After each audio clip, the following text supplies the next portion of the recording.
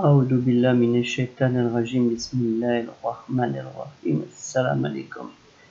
Je cherche la protection de Dieu contre le Satan de lapidé.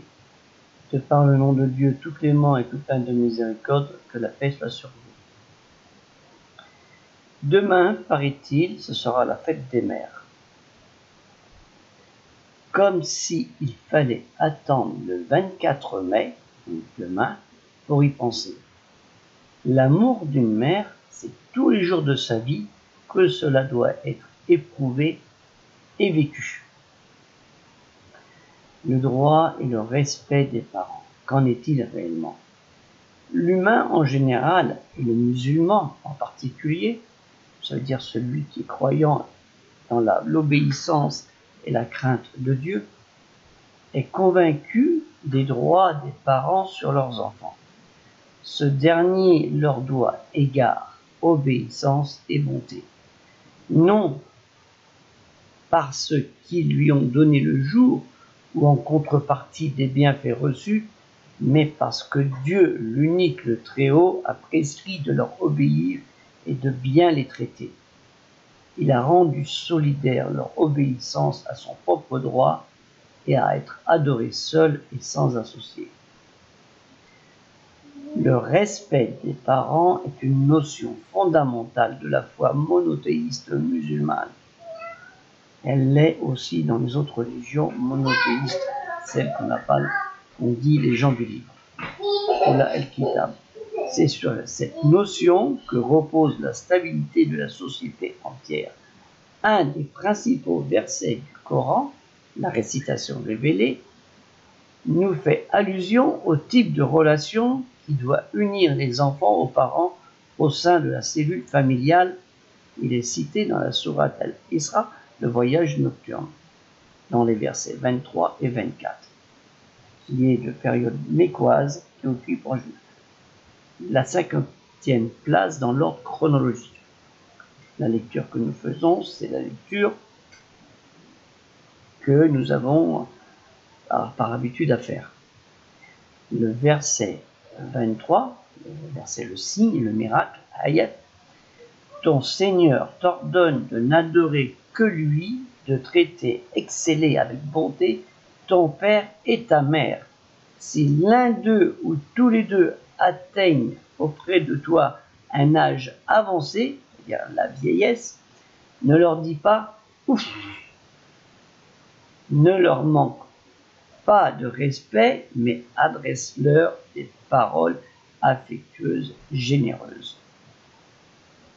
Au verset 24, et par miséricorde fais preuve à leur égard d'humilité et adresse à Dieu cette prière, Seigneur, sois miséricordieux envers eux, comme ils l'ont été envers moi, quand ils m'ont élevé tout petit.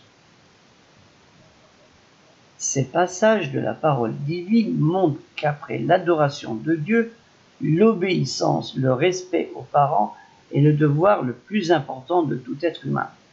Hommes, femmes, enfants, même si ceux-ci ne sont pas musulmans. Je veux dire musulmans, des croyants dans le monothéisme pur, un tawhid, l'adoration d'un Dieu unique et de sa crainte et son obéissance.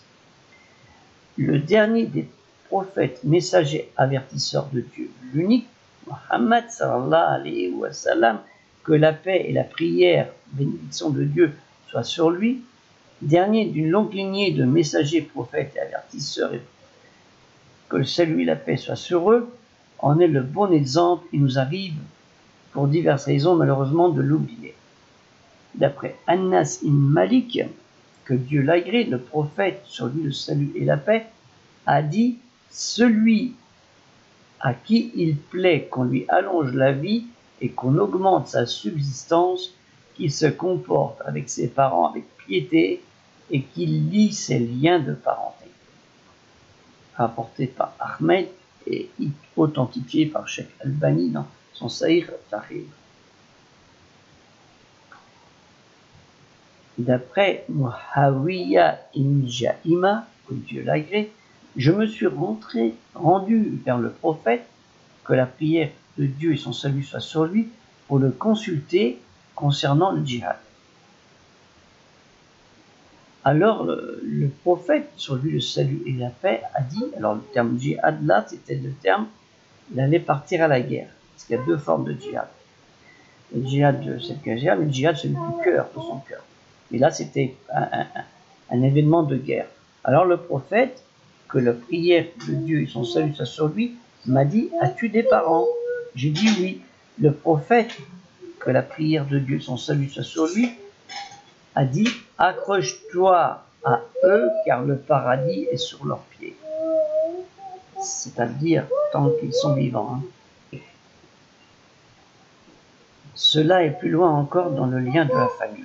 D'après Anas ibn Malik, que Dieu l'agrée, le prophète de Dieu, le dernier des prophètes messagers de Dieu, que le salut et la paix de Dieu soit sur lui, a dit, lors de sa maladie, vos liens de parenté, rapporté par Muhammad ibn al-Bousti et authentifié par Sheikh al-Abani dans le Silasa el-Sahiyya. Ça veut dire, le lien de parenté, que durant la maladie dans laquelle le prophète, sur lui le salut et la paix de Dieu soit sur lui, est mort, il a conseillé à sa communauté de lier les liens de parenté.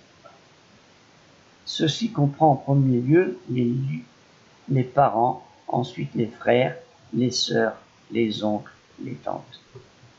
Donc, pour conclure, n'attendez pas le 24 mai pour aimer et faire savoir à votre mère et à votre père leur amour que vous devez leur porter.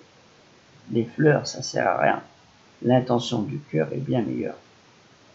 Donc, je vous suggère, si vous voulez avoir plus d'explications à ce sujet, sur le site de la mosquée de Thouars dont je gère et que j'ai créé il y a quelques années, il y a beaucoup plus d'explications sur le sujet qui est le respect des parents.